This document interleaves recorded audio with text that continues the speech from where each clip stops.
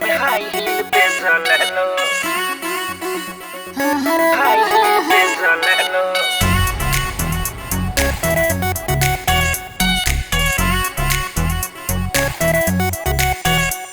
एगो बात कही जब साचेलू मर कारी नियन जा रहलू के तना के नजर में गड़ेलो जब हाई हील पे चलेलो।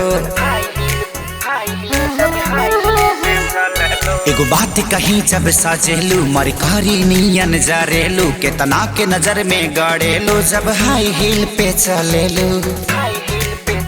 सुनो से कोना निगाह ना तो भोरे करिया पूरा होई ना बात जमन सोचता रह तू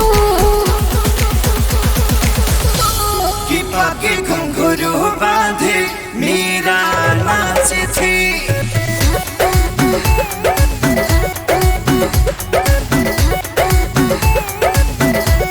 कि पाके घुंघरू बांधे मेरा नाची थी और हम नाचे बिनी घुंघरू के। कि पाके घुंघरू बांधे मेरा नाची थी।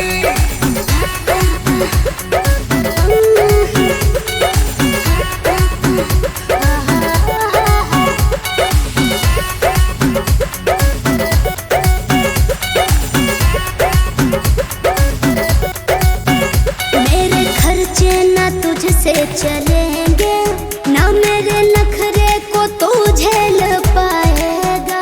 आज दे देगा मुझको दिलासा फिर बाद में मुझे तू रुलाएगा। भरोसा नहीं धोखा मिलेगा नहीं मेरी मेरी फेर ऐसा मौका मिलेगा। जोनी बहना ये डबांस ना मिलेगा कोई चांस झूठे फेरा में हमरा पड़ल बाहर तू।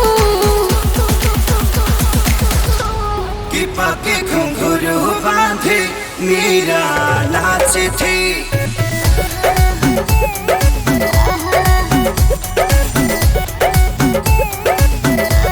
कि पाके घुंघरू बांधे मेरा नाची थी और हम नाचे बिनी घुंघरू के।